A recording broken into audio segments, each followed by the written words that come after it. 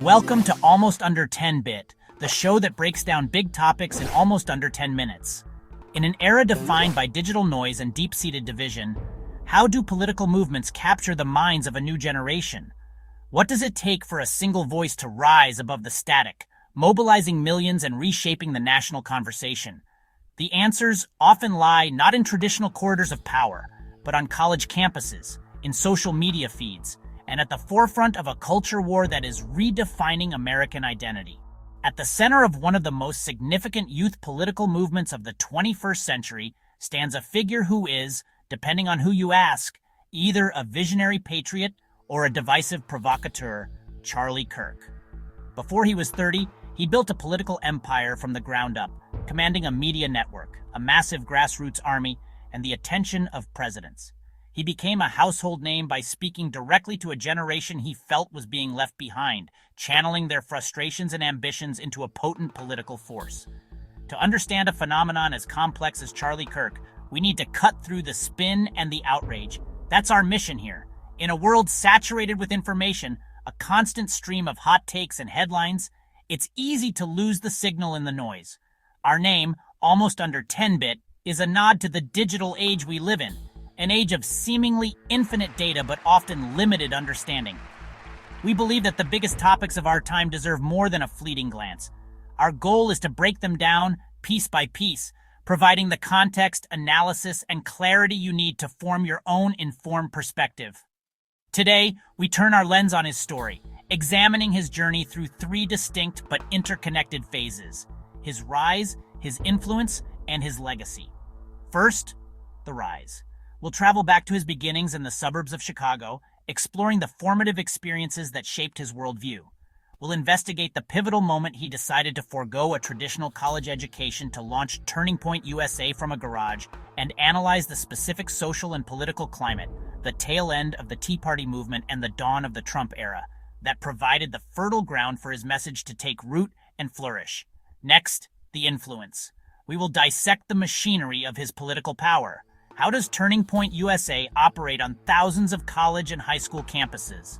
We'll analyze his mastery of media, from viral social media clips and provocative campus events to his own daily talk show, and explore the strategies he employs to engage, persuade, and mobilize his followers. We'll also examine the controversies and criticisms that have followed him every step of the way. Finally, the legacy. We will step back to ask the bigger questions. What is the lasting impact of Charlie Kirk's activism on the Republican Party and the conservative movement at large? How has he changed the way young people engage with politics? And what does his story tell us about the future of political discourse in a hyper-partisan, digitally driven world? Before we begin, a crucial note on our approach. This is an educational documentary. Our purpose is not to endorse or condemn Charlie Kirk, his organizations, or his political views.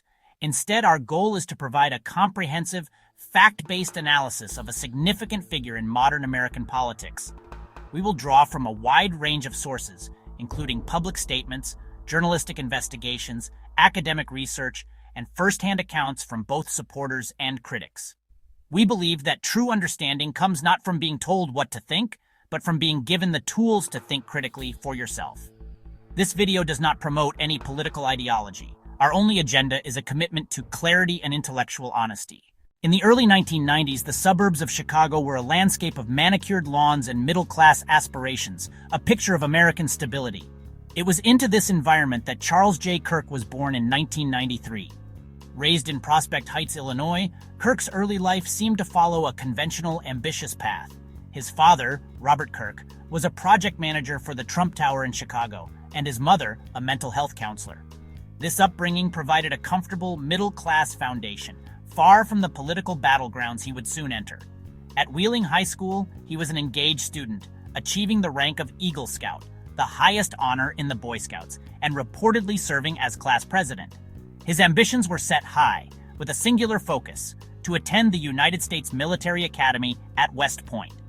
This dream of military service and leadership appeared to be the logical next step for a young man who, by all accounts, was already building a resume of discipline and civic engagement. But his carefully laid plans were about to be completely upended by a single letter. His application to West Point was rejected. This moment would become the cornerstone of his political origin story. Kirk has repeatedly and publicly claimed that his spot was given to a lesser qualified candidate of a different racial background due to affirmative action policies. While the Academy's admissions decisions are confidential and his claim is impossible to verify, for Kirk, the experience was a profound and personal injustice. He didn't just see it as a personal setback, he interpreted it as a symptom of a broken system, one where merit was being sacrificed for identity politics. This perceived slight ignited a fire, redirecting his path from military service to political warfare. Instead of enrolling in a different university, Kirk opted for a gap year, a period that would prove more formative than any traditional education. He channeled his frustration into writing, penning an essay about his experience and his conservative worldview for Breitbart News, the provocative media outlet founded by Andrew Breitbart. The article, titled "Liberal Bias Starts Early," caught the attention of influential conservative figures. At just 18 years old, with a high school diploma and a burning sense of purpose, Kirk saw an opportunity. He believed that college campuses, which he viewed as bastions of left-wing indoctrination, were the most critical battleground for the future of American politics. In 2012, from a garage in Lamont, Illinois, Kirk officially launched Turning Point USA. He was joined by co-founder Bill Montgomery, a man more than 30 years his senior who brought business experience to Kirk's youthful energy. The mission was clear and ambitious: to identify, educate, train, and organize students to promote the principles of freedom, free markets, and limited government. The organization was built on the premise that a generation of young people was being misled by a dominant progressive campus culture. TPUSA aimed to be the antidote, a grassroots force to win the hearts and minds of young Americans, but an idea, no matter how potent, needs resources to grow. Kirk's networking skills proved crucial. He secured initial funding from several conservative backers, most notably Foster Friess, a wealthy Wyoming investor and prominent Republican donor. Friess provided the critical seed money that allowed the fledgling organization to move out of the garage and begin its national campaign. With this financial support, Kirk began his crusade, not in the halls of Congress, but on the quads and in the student unions of America's universities, ready to challenge the campus status quo. Kirk's ascent was meteoric. His articulate and confrontational style was exactly what some factions of the Republican Party were looking for: a charismatic young messenger to connect with millennials. In an almost unheard-of trajectory, just months after founding his organization, the 18-year-old was given a speaking slot at the 2012 Republican National Convention. Standing on the stage that would nominate Mitt Romney, Kirk was presented as a voice for his generation, decrying the economic policies of the Obama administration. The appearance was a massive coup, instantly legitimizing both him and Turning Point USA on a national scale. He was no longer just an activist from a garage in Illinois. He was a featured speaker at the highest level of Republican politics. This moment marked the end of his origin story and the beginning of his career as one of America's most prominent and polarizing conservative figures. To understand Turning Point USA's explosive growth, one must look to the battleground where it was forged, the American college campus. Historically viewed as bastions of progressive thought and activism, universities represented a vast, untapped frontier for a new brand of conservative outreach. Charlie Kirk's core insight was that to win over the next generation, conservatives couldn't just publish policy papers or host stuffy galas. They had to meet students on their own turf and speak their language. This realization gave birth to a multi-pronged campus strategy, a blueprint for cultural warfare designed for the digital age. The strategy was built on 3 pillars. First, direct engagement. Instead of waiting for students to seek them out, TPUSA would establish a persistent, visible presence on campuses nationwide. Second, ideological confrontation. The goal wasn't quiet persuasion, but to actively challenge and dismantle progressive ideas in the public square. Kirk and his activists aimed to create friction, believing that in the ensuing sparks, conservative principles would shine brightest. The third and most crucial pillar was digital amplification. Every interaction, every debate, every argument was seen as potential content. The primary objective was not just to win the argument on the ground, but to record the moment, package it for maximum virality, and broadcast it to millions online. The most iconic and effective manifestation of this strategy became the Prove Me Wrong table. The setup was deceptively simple: a folding table, a chair, and a whiteboard or sign bearing a controversial statement like, "Male privilege is a myth, prove me wrong," or "Socialism has never worked, prove me wrong." This was political theater disguised as open dialogue. The provocative framing acted as a magnet, drawing in curious onlookers, passionate supporters, and most importantly, outraged opponents. It was an open challenge, daring students to defend their beliefs. These encounters were meticulously documented. Often, multiple TPUSA members would film the debates from various angles, ensuring they captured every heated exchange and gotcha moment. The raw footage was then sent to a media team that would edit it into short, punchy, and highly shareable clips. These videos, optimized with bold captions and dramatic cuts, were designed to portray Kirk as a calm, rational debater, effortlessly dismantling the arguments of emotional or ill-informed liberal students.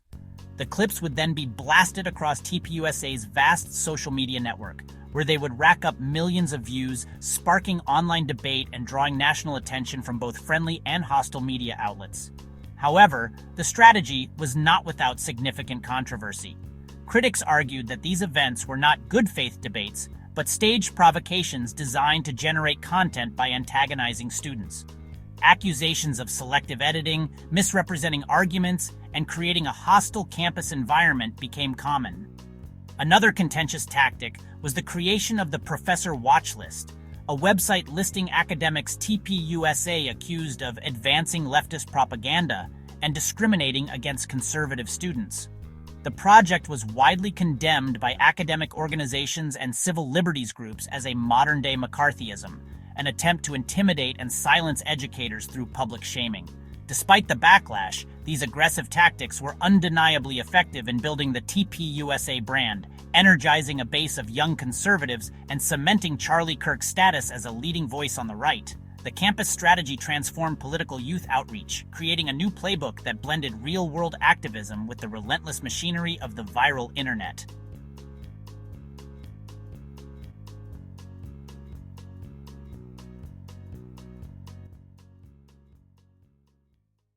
Kirk aligned closely with the MAGA movement and Donald Trump.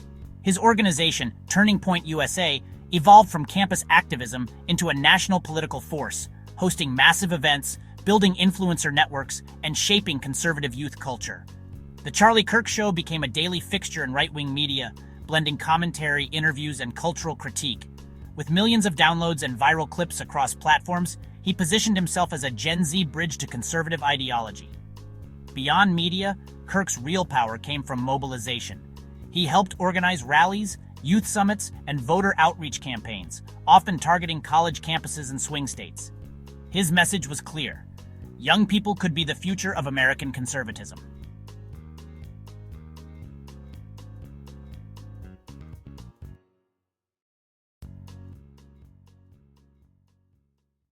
With influence came controversy. Charlie Kirk's rise in conservative media and campus activism sparked heated debate, attracting both strong support and sharp criticism. A key issue was his connection to events around January 6th. While Kirk denied direct involvement, Turning Point USA was among groups promoting rallies before that day, raising questions about youth political mobilization. He also faced criticism for promoting what some call Christian nationalism, blending faith, patriotism, and politics, resonating with many but troubling others. Fact-checkers flagged several of his podcast and social media claims as misleading, with critics accusing him of spreading misinformation, while supporters defended his right to challenge mainstream narratives. These controversies didn't halt his rise but shaped his public image, viewed by some as a fearless truth-teller and by others as a divisive figure. This video aims to provide an unbiased, educational look at how figures like Kirk navigate influence, criticism, and legacy today.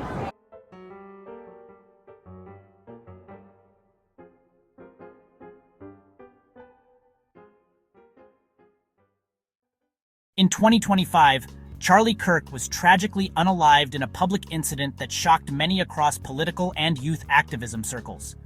The news brought a flood of reactions, tributes remembering him as a passionate and determined individual, alongside criticism from others, sparking deeper conversations about the weight of public life. Supporters saw him as a bold voice who built a movement from the ground up, leaving a lasting mark on young people's engagement with politics through his events and media presence. Critics considered the controversies tied to his career and questioned the lasting effects of his approach. No matter one's view, Kirk's impact is clear. He changed how many young Americans connect with politics, blending media, activism, and ideology into a powerful presence. His passing also highlighted the heavy personal and emotional costs of public influence, reminding us all that behind the figure was a person and that influence carries deep responsibility. Charlie Kirk's story is layered, with ambition, controversy, and undeniable impact. But beyond the headlines and debates, he was a person, a son, a friend, a voice who believed in something and built a movement around it. His passing is a moment to reflect, not just on politics, but on the emotional toll of public life and the way we engage with each other across differences. If this video sparked thoughts, questions, or emotions, we invite you to share them in the comments. Whether you agreed with his views or challenged them, let's keep the conversation thoughtful, respectful, and rooted in curiosity. Because legacy isn't just what someone leaves behind, it's how we choose to carry the dialogue forward. If you enjoy these almost under 10-minute breakdowns, like, comment, and subscribe. This is Almost Under 10-Bit, breaking things down in almost under 10 minutes.